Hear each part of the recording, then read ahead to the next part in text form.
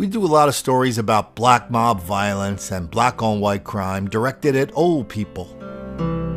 Old women, old men, somebody knock on the door, the old lady answers, a bunch of people rush in, knock her down, choke her out, leave her unconscious, rob her, that kind of stuff.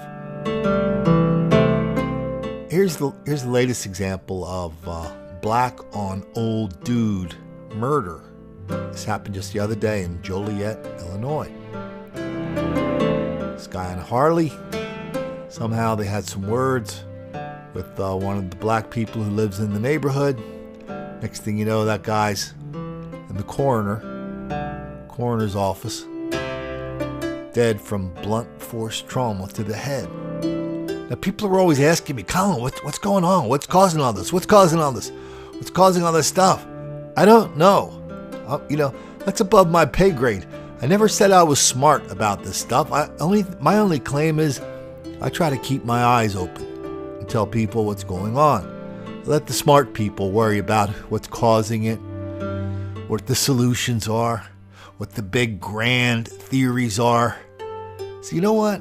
I thought I would bring in the big dog, the biggest of the big dogs, the smartest of all the smart people to let us know what is at the bottom of all this black on white crime, black mob violence. The black on white crime exceeds white on black crime by a factor of 40, 50, 60, 70, 80, 100 to 1. If you toss rapes in there, it's thousands and thousands to 1, the difference.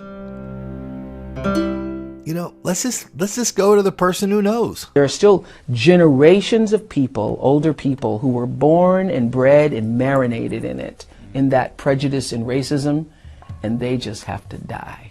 And they just have to die. And they just have to die. And they just have to die.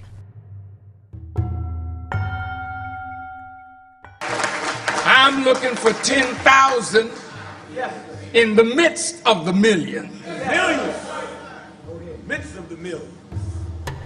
10,000 fearless Yes, men. Yes, men. Who say death is sweeter than continued life under tyranny.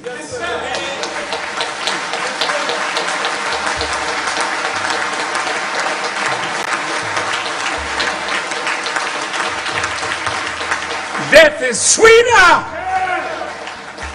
than to continue to live and bury our children while white folks give the killer hamburgers.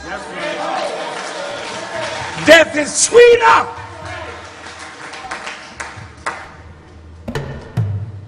than watching us slaughter each other to the joy of a 400-year-old enemy. Death is sweeter. The Quran teaches persecution is worse than slaughter. Then it says retaliation is prescribed in matters of the slain.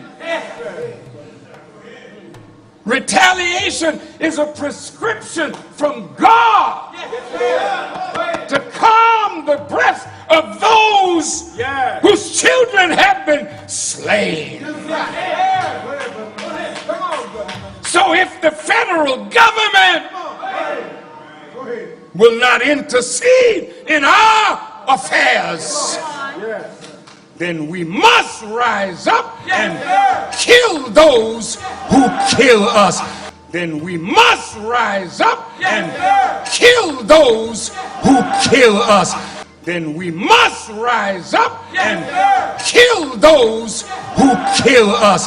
Stop them and kill them and let them feel the pain of death that we are feeling.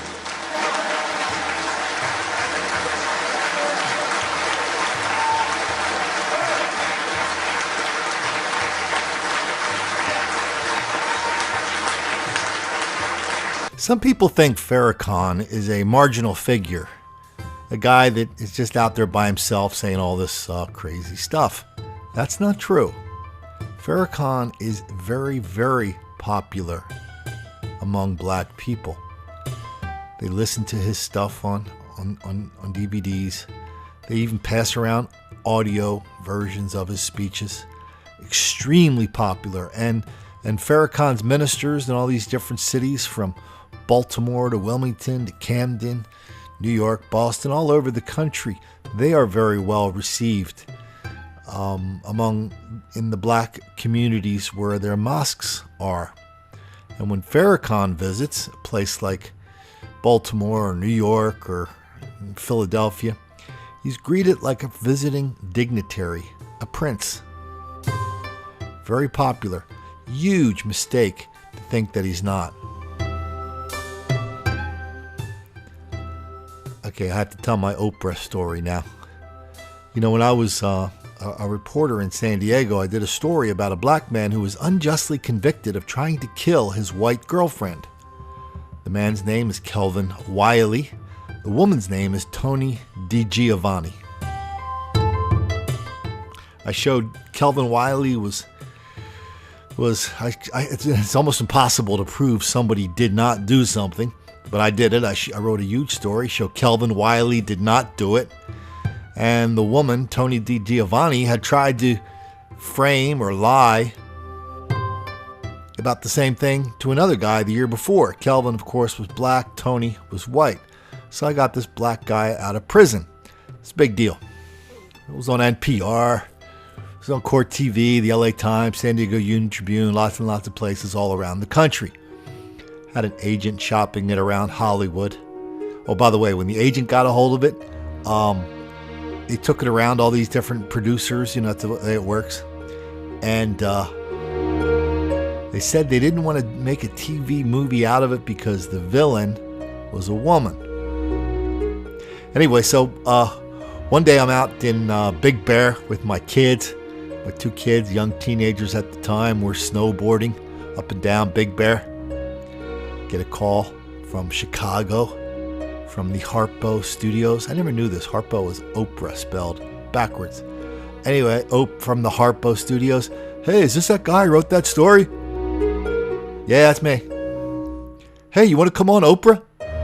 We're going to have you on there. We're going to have the guy who went to prison and you got out. And we're going to have the woman who put him there. I said, okay, sure, I'll do it. Okay, we'll send you the tickets, a hotel room, blah, blah, blah. You know, we'll call you the next day or so, figure it out. Great. Anyway, 24 hours later, Tony DiGiovanni told the people on the Oprah show she'd rather not appear on the Oprah show. It was much too painful of an experience for her. That would have been kind of interesting. Anyway, so we see lots and lots. So, you know, one of the things we keep saying in all these videos, whether it's Oprah or Reverend Farrakhan or lots and lots and lots of other people, is that black on white hostility, black on white antipathy, black on white resentment. It's really mainstream now. And it appears in all these places. It goes unremarked on. It's just part of our DNA. And I'm just astonished how easy it is to find examples of that. That's why, and it's a big lie, of course, because the resentment is all based on one thing only, that black people are relentless victims of relentless white racism all the time, everywhere. That explains everything, especially why cops are always picking on black people for no reason whatsoever. That's why Johnny always gets called back for a job interview, not Jamal. That's the greatest lie of our generation. That's why we're doing these videos. That's why I want you to share it, like it, subscribe to this channel.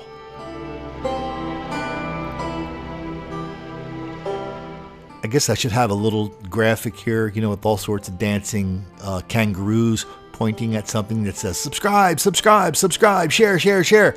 That's what I see when I watch a video from one of the late night guys. They always have these big, big productions getting you to subscribe, like, and share. Well, guess what? If you don't figure out in your own mind that this is something important and true and real, then all the dancing kangaroos in Australia isn't really going to help us. And when you're at it, get a copy of Don't Make the Black Kids Angry. Sometimes I just assume things. Like I assume people know where to get that. Like you get it at your finer bookstores. Not every bookstore, the finest ones. Or just do it the easiest way. Just drop an order on Amazon. And when you're done with it, go put a review on there.